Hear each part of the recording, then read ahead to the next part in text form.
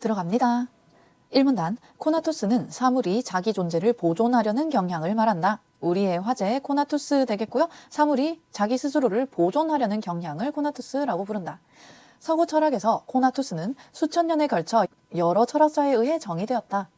고대 그리스의 스토아 학파는 코나투스를 생명체의 자기 보존의 욕망으로 보았으며 살아있는 생명체는 스스로에 대한 애착과 보존 의지를 가지는 동시에 죽음으로부터 멀어지기를 원한다고 하였다. 그러면 코나투스라는 건 사물이 자기 존재를 보존하려는 경향으로 정의 내리면서 시작했지만 고대 그리스의 스토아 학파는 그 중에서 사물 전체가 아니라 생명체가 스스로를 보존하려는 경향으로 코나투스를 정의했다는 말이 되겠네요.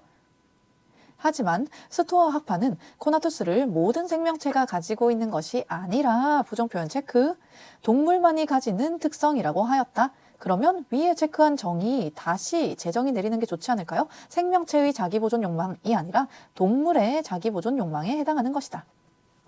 이후 중세의 스콜라 철학에서는 동물뿐만 아니라 모든 자연적 사물이 코나투스를 가지고 있으며 이에 따라 모든 유기적 생명체는 자신의 실존을 지속하려는 욕망을 갖는다고 보았다. 두 개 차이점 쉽게 잡으실 수 있으시죠?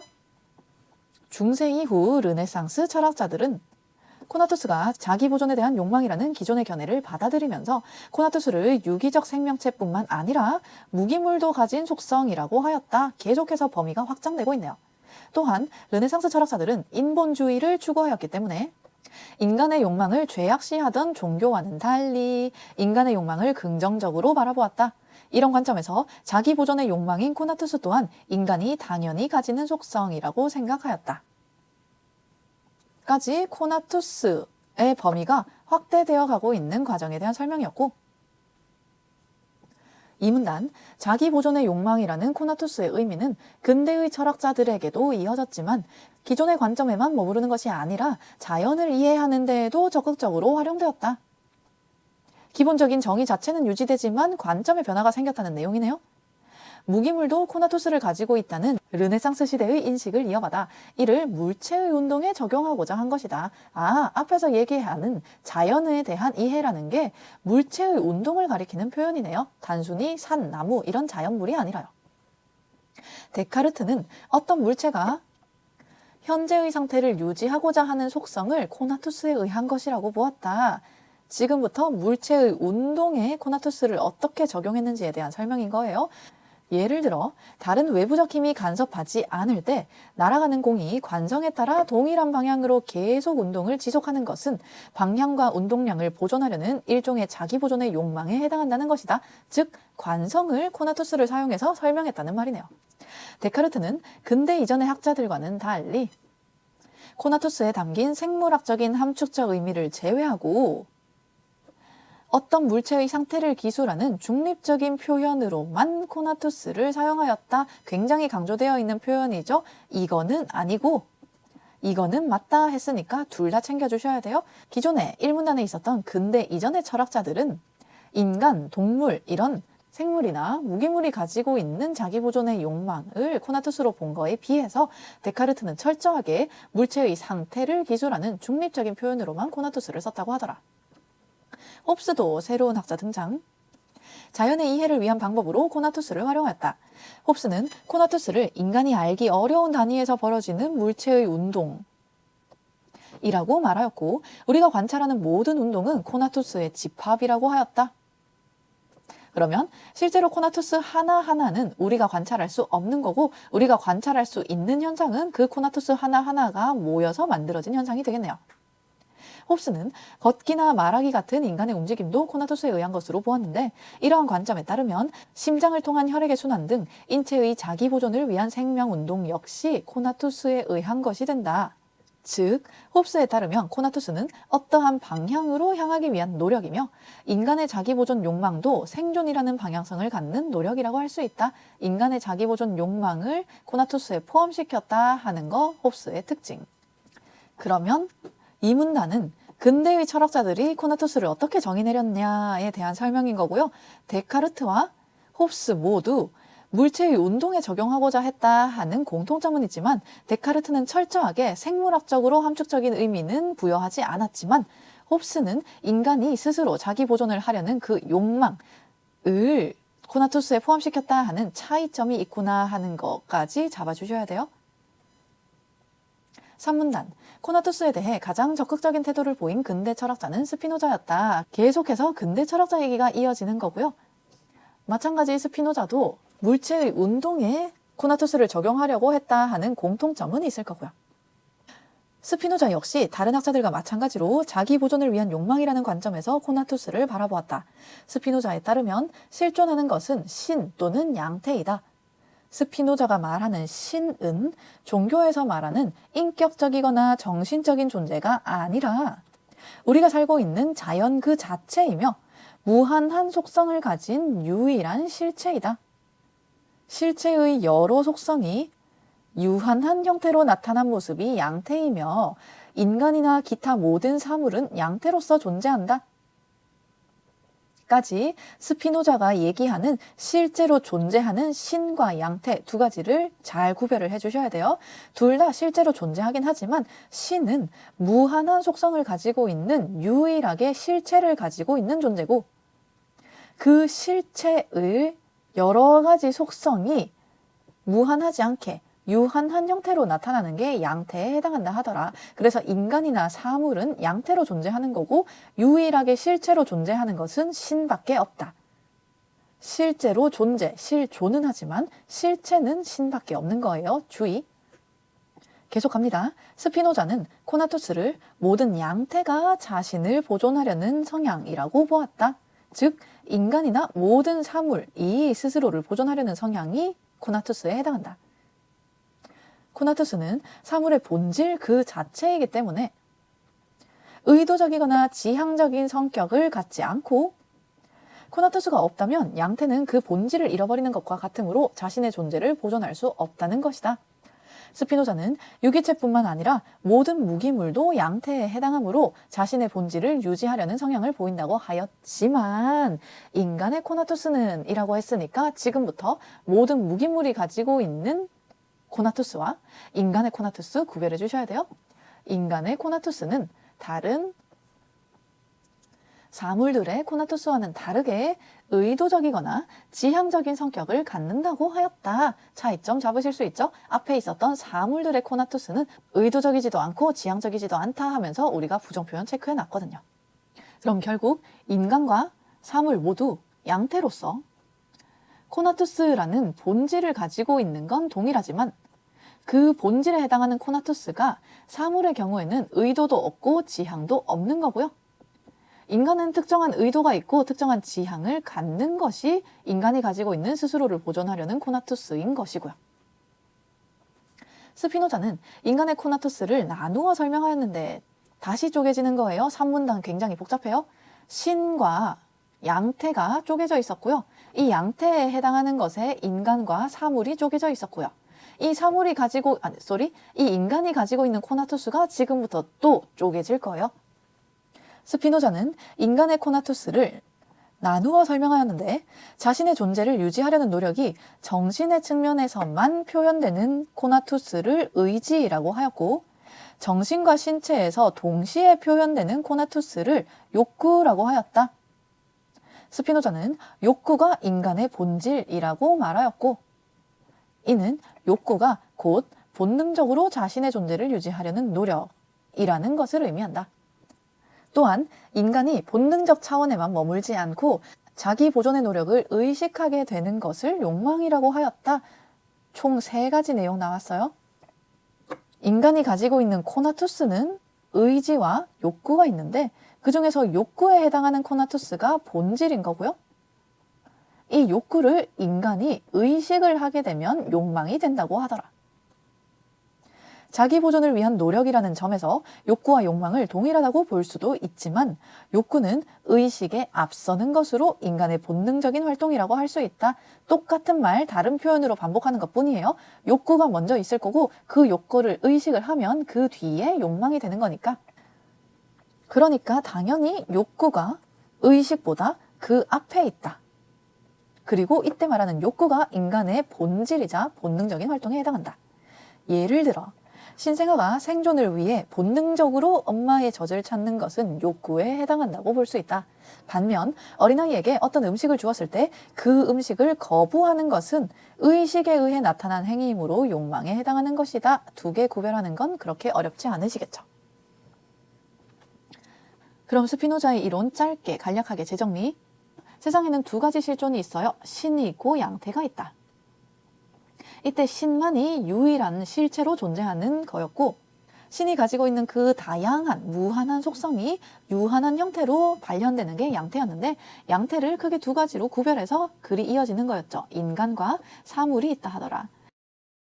이때 양태만이 코나투스를 갖는 거였는데, 인간과 사물이 가지고 있는 코나투스는 서로 달랐죠. 사물은 의도도 없고 지향도 없었지만 인간이 가지고 있는 코나투스는 의도도 있고 지향도 있다 하더라. 단 이때의 인간이 가지고 있는 코나투스를 또 두 가지로 구별해서 설명을 했는데, 하나는 정신의 측면에서만 표현되는 의지였고, 나머지 하나는 정신과 신체 모두에서 표현되는 욕구였어요.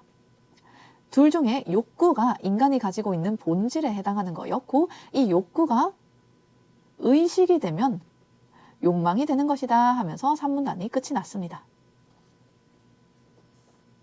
4문단, 스피노자는 인간이 단순한 생존을 넘어서서 더 나은 삶을 지속하고자 하는 욕망을 가진다고 보았고, 이를 위해 타인과의 공존이 필요하다고 하였다.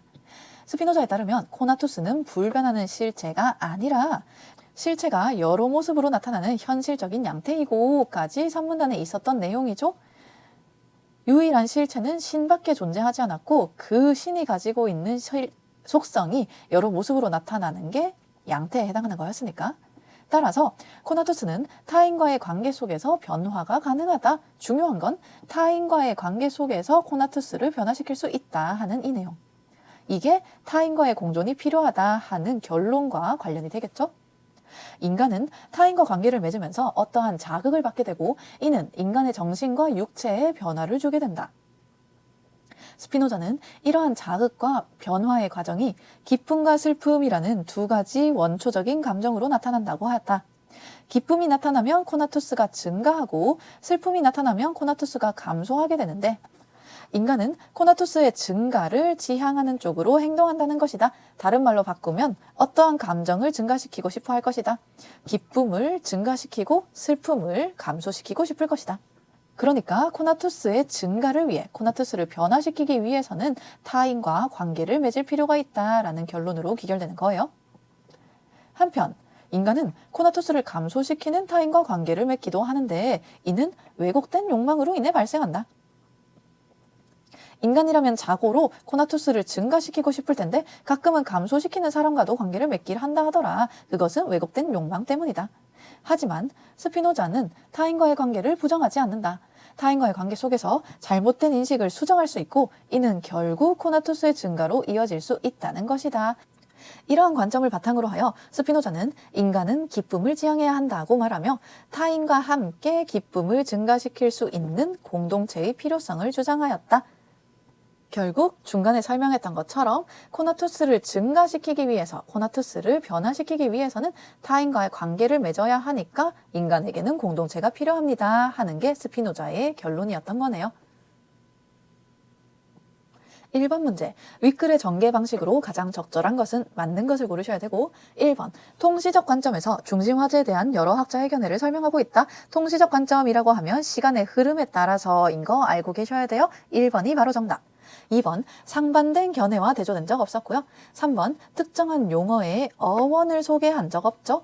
코나투스의 의미가 달라진 적도 없고요. 4번, 중심 화제를 여러 하위 항목으로 분류하며 코나투스를 하위 항목으로 분류한 적은 없어요. 당연히 각각의 장단점도 설명한 적 없고요. 5번, 현실에서 나타나는 구체적인 사례를 바탕으로 중심 화제의 이론적 한계를 제시하고 있다. 구체적인 사례라고 할 만한 건 스피노자의 욕구, 욕망을 소개할 때 나오기는 했지만 그거를 통해서 중심 화제의 이론적 한계를 제시하진 않았으니까 틀린 거. 2번 문제, 코나투스에 대한 설명으로 적절하지 않은 것은 틀린 것을 고르셔야 되고요. 1번, 스토아 학파는 코나투스를 식물이 아닌 동물만 가질 수 있는 특성이라고 생각하였다. 맞는 말이죠. 1문단에서 체크했고요. 2번, 코나투스를 사물이 가지는 자기 보존의 욕망이라고 보는 관점은 근대에도 이어졌다. 맞는 말. 이건 끝까지 이어졌었으니까요. 3번, 르네상스 철학자들은 종교적 관점과 인본주의를 결합하여 인간의 욕망을 부정적으로 평가하였다. 틀린 내용 투성이에요. 인간의 욕망을 부정적으로 평가한 건 종교적 관점이었고요. 르네상스 철학자들이 종교적 관점과 인본주의를 결합한 적도 없고 욕망을 부정적으로 평가하지도 않았고요. 그래서 정답이 3번. 4번, 근대로 접어들면서 코나투스는 기존의 관점에만 머무르지 않고 자연현상을 설명하기 위한 의미로 활용되기도 했다. 이때 말하는 자연현상이란 게 물체의 운동에 적용이 되는 거였죠. 맞는 말. 5번, 근대로 접어들면서 코나투스는 자기 보존의 욕망뿐만 아니라 사회적 관계의 형성을 뒷받침하는 근거로 활용되기도 하였다. 맞는 말. 4문단, 마지막 문단의 스피노자의 결론이었고요. 코나투스가 증가하는 방향으로 인간이 지향을 하기 때문에 사회적 관계를 형성해야 한다라는 결론을 뒷받침하는 거였죠. 3번 문제, 근대의 철학자들에 대한 설명으로 적절하지 않은 것은 틀린 것을 고르셔야 되고요. 1번, 데카르트는 물체가 관성에 의해 운동을 지속하는 원인을 코나투스 때문이라고 보았다. 맞는 말. 물체가 현재 운동 상태를 유지하려는 현상을 자기 보존의 욕망, 코나투스로 해석을 했었죠. 2번, 홉스는 매우 작은 단위에서 벌어지는 물체의 운동이 모여 인간의 행동을 이룬다고 보았다. 맞는 말이에요. 코나투스 자체는 우리가 눈으로 확인할 수 없는 단위에서 벌어지는 거였고, 근데 우리가 실제로 눈으로 확인할 수 있는 현상들은 그 코나투스의 집합이다라고 얘기를 했으니까. 3번, 홉스는 코나투스에 담긴 생물학적인 함축적 의미를 제외하고 물체의 상태를 기술하는 중립적인 표현으로만 코나투스를 사용하였다. 너무 쉽지만 전형적인 패턴이라고 생각해 주시면 돼요. 이 얘기를 한 건 홉스가 아니라 데카르트였으니까. 전형적인 주체 바꾸기. 정답이 3번이네요. 4번, 스피노자는 신에 대해 기존의 종교와는 다른 관점을 제시하며 코나투스가 사물의 본질 그 자체라고 설명하였다. 신에 대해 기존의 종교와는 달리 도덕적이거나 인격적인 성격이 아니라 자연 그 자체로 해석을 했다 하는 내용 3문단에 적혀 있었죠. 5번, 스피노자는 코나투스가 자기 보존을 위한 욕망이라는 기존 학자들의 견해를 바탕으로 새로운 견해를 제시하였다. 맞는 말이에요. 4번 문제, A에 대해 이해한 내용으로 가장 적절한 것은 맞는 것을 고르셔야 되고, 1번, 의지와 욕구는 모두 인간이 자신의 존재를 보존하기 위한 의식이 적극적인 외부 활동으로 나타나는 형태이다. 약간 표현이 바뀌어 있기는 하지만 의식이 외부 활동으로 나타난다라는 이 표현, 이때의 외부 활동을 신체적 활동으로 생각을 할 수 있어야 되고요. 그러면 욕구는 정신과 신체가 동시에 발현되는 거였지만 의지는 정신적인 것에 한정되어 있었다 하는 거 기억나실 것 같아요. 2번, 인간의 코나투스가 의지와 욕구로 나뉘는 것은 인간만이 유일한 실체의 속성을 담고 있는 양태이기 때문이다. 사실 이 선지 자체는 중의적으로 해석이 되는 것 같기는 한데요. 어떻게 해석되든 똑같은 근거로 틀린 선지가 되는 건 확실합니다. 인간만이 유일한 실체의 속성을 담고 있는 양태는 아니니까요. 이때 말하는 유일한 실체라는 것이 신을 가리키는 표현이니까 인간만 신의 속성을 담고 있는 양태다 하면 틀리죠. 인간뿐만 아니라 모든 사물이 전부 신의 속성을 담고 있는 양태였으니까요. 3번, 의지와 욕구의 결합으로 욕망이 나타나게 되며 이는 인간이 불변하는 실체로 존재할 수 있다는 것을 보여준다. 앞절도 틀렸고 뒷절도 틀렸습니다. 의지와 욕구의 결합으로 욕망이 나타나는 게 아니고 욕구와 의식이 결합을 하면 욕망이 나타나는 거였어요. 의지와 의식 한 글자 차이니까 표현 주의해 주셔야 되고, 그리고 이것이 인간이 불변하는 실체로 존재할 수 있다. 불변하는 실체, 유일한 실체로 존재할 수 있는 건 신밖에 없었으니까 틀린 말. 4번, 인간의 코나투스는 다른 사물들과 달리 의도적이거나 지향적인 특성을 보이기 때문에 욕구에 머물러 있지 않고 욕망의 모습으로 나타나게 된다. 맞는 말이죠? 앞절 맞는 말이다 여러 번 반복했었고요. 욕구에 머물러 있지 않고 욕망으로 나타나는 이유는 앞에서 얘기했던 거, 이것을 우리가 의식하게 되면 욕망으로 나타난다 했으니까 우리가 어떠한 욕구를 가지고 있다는 본질을 의식을 해서 의도하고 그 본질을 지향하게 되면 욕망의 모습으로 나타나게 되는 거죠. 의식을 하게 되고 그 의식에 의해서 행위를 하는 것이 곧 욕망이 되는 거니까 4번이 정답. 5번. 인간의 코나투스가 의지에서 욕구를 거쳐 욕망으로 발전하는 과정은 인간이 육체적인 본능에서 벗어나 정신적 차원으로 올라가는 모습을 보여준다. 육체적인 본능에서 벗어나면 안 되고요. 본능을 의식을 하면 욕망이 되는 거였으니까. 그리고 코나투스가 의지에서 욕구를 거쳐서 욕망으로 발전한다라는 앞절의 내용도 틀리고요. 욕구와 의식이 합쳐지면 욕망이 되는 것뿐이지 의지 다음 단계가 욕구다라고 표현한 적은 없으니까요.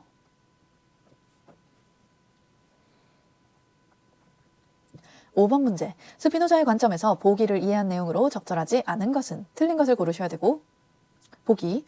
달리기 선수 갑은 대회 때마다 대부분 상위권으로 입상하는 실력을 갖추고 있었으며 성적을 유지해야 한다는 욕망으로 꾸준히 연습을 하였다. 욕망이라는 단어 눈에 띄셔야 되죠? 당연히 무엇을 생각해 주셔야 한다. 이 욕망이란 건 욕구, 정신과 신체가 동시에 발현되는 욕구라는 것을 의식을 해서 만들어지는 것이었다. 계속 갑니다. 갑은 1년 전에 참가한 대회에서 심리적인 압박감으로 인해 자신의 실력을 발휘하지 못한 채 극도의 부진을 겪게 되었고 이전보다 훨씬 못한 성적을 거두게 되었다. 이후 슬럼프에 빠진 갑은 제대로 운동을 할 수 없었고 순위는 계속 낮아지게 되었다 하는 이 부분, 1년 전부터 부진 때문에 슬럼프에 빠졌다 하는 부분은 오문단에 있었던 슬픔이 커지고 있는 상황으로 해석해 주시면 되고요. 이때 오문단의 내용은 타인과의 만남과 관련된 거였는데 대회에 참가하면 다른 사람과의 교류가 생기니까 당연히 적용을 해주셔야 됩니다. 이때 이 슬픔은 지문에 의하면 왜곡된 욕망으로 인해 발현된 거였지만 잘못된 인식을 수정하기만 하면 코나투스를 상승시키는 방향으로 문제를 해결할 수 있다라고 적혀 있었죠. 그러던 중 갑은 이전의 자리로 돌아가기 위해 최선을 다하겠다는 결심을 하였고 다시 운동을 시작하게 되었다. 유명한 코치를 찾아가 개선할 점을 찾았고 자신의 지난 경기를 분석하면서 이길 수 있는 방법을 고민하였다. 이게 잘못된 인식을 수정하고 있는 과정이다라고 생각해 주시면 되고 이후 참가한 대회에서 갑은 긴장하기도 하였지만 주변의 선수들과 경쟁하며 예전보다 더 빠른 속도로 달릴 수 있었고 대회에서 좋은 성적을 거둘 수 있었다. 갑의 코나투스가 높아지는 방향으로 갑이 행동을 하고 있구나라고 정리해 주시면 됩니다. 1번 선지. 갑은 달리기 선수라는 양태로 존재하며 갑이 달리기를 하는 것은 자신의 존재를 보존하려는 노력의 하나로 볼 수 있다. 맞는 말이죠? 세상에 존재하는 모든 인간과 사물은 양태로서 존재하는 거였고 갑이 달리기를 하려는 욕망을 가지고 있는 게 결국 욕구가 의식으로 발현된 거니까 갑의 코나투스에 해당하는 거니까 자신의 존재를 보존하려는 노력이 되는 거죠. 2번, 갑이 성적을 유지하기 위해 꾸준히 연습을 하는 것은 의식과 욕구가 결합한 결과 두 글자로 바꾸면 욕망으로 인해 나타나는 행동이다 라고 치환해 주셔야 되고요. 욕망으로 인해서 꾸준히 연습을 했다라는 내용이 보기에 언급이 되어 있었으니까 맞는 말. 3번, 갑이 심리적인 압박감으로 자신의 실력을 발휘하지 못한 것은 코나투스가 본능적인 활동의 차원에만 머물러 있었기 때문이라고 볼 수 있다. 이때 말하는 본능적인 활동의 차원이라는 건 두 글자로 바꾸면 욕구가 되는 거고요. 갑은 이미 보기에서 이러저러한 욕망이 있다라고 얘기했으니까 본능적인 욕구의 차원에서 머물러 있다라는 표현은 틀린 내용이 되는 거죠. 3번이 정답. 4번, 갑이 슬럼프에서 벗어나 좋은 성적을 거두기 위해 유명한 코치를 찾아간 것은 코나투스의 증가를 지향하는 쪽으로 행동한 것으로 볼 수 있다. 맞는 말이고요. 5번, 갑이 주변의 선수들과 경쟁하며 더 빠른 속도로 달릴 수 있었던 것은 경쟁 선수들과의 만남이 정신과 육체의 변화를 가져왔기 때문이라고 볼 수 있다. 맞는 말이죠? 그렇기 때문에 스피노자는 타인이 중요하고 공동체를 형성할 필요성이 있다라고 강조한 학자였어요. 6번 문제. 문맥상 A에서 E와 바꿔쓰기에 적절하지 않은 것은 틀린 것을 고르는 문제고 정답인 2번 선지만 설명을 드리면 어떠한 것을 받아들이다를 한자어로 바꾸려면 활용하는 게 아니라 수용하다라는 표현이 나와야 되겠죠? 활용을 하는 건 있는 것을 받아들이는 게 아니라 있는 것을 사용하다, 이용하다라는 뜻이 되니까요. 여기까지 이 지문 설명 마무리하도록 할게요. 고생했어요.